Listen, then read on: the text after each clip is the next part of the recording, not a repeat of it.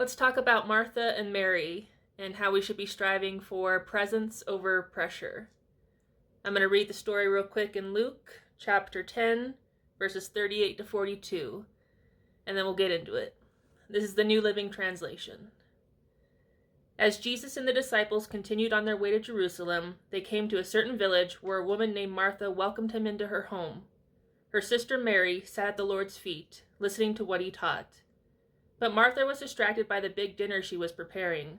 She came to Jesus and said, "Lord, doesn't it seem unfair to you that my sister just sits here while I do all the work? Tell her to come and help me."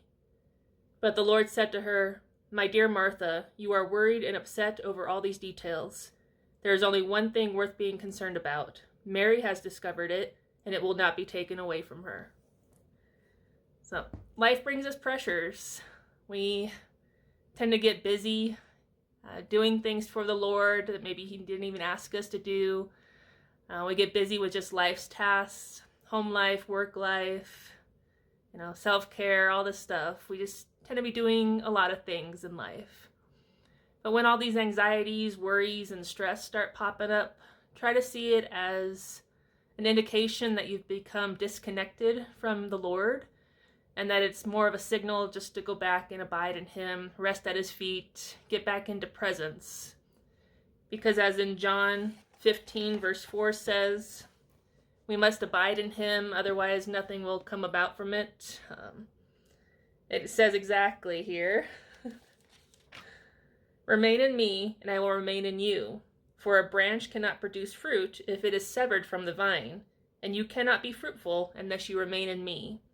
So if we want to accomplish anything in life, we must be continuously abiding in Jesus, abiding on the vine. Once we become detached from that vine, that's when all these pressures, stress, anxieties, worries come about, because we're no longer seeing Jesus. We're no longer picturing Him.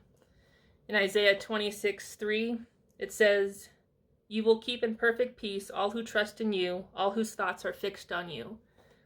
So in order to get peace through the presence, we have to have our eyesight, our spiritual eyes, as well as our physical eyes fixed on Jesus. If we start focusing on the world, all the pressures, tasks, bills, family life, etc., all our to-do lists, we start focusing on other things, and that's when we lack peace, lack the love of Jesus, and the assurance that we have abiding in Him. So, especially if you're a busybody and you just love doing things, you love being productive, you have a long to-do list, you have big goals and dreams in life, remember all of that becomes easier and you can accomplish more and in the will of God once you are still attached to the vine.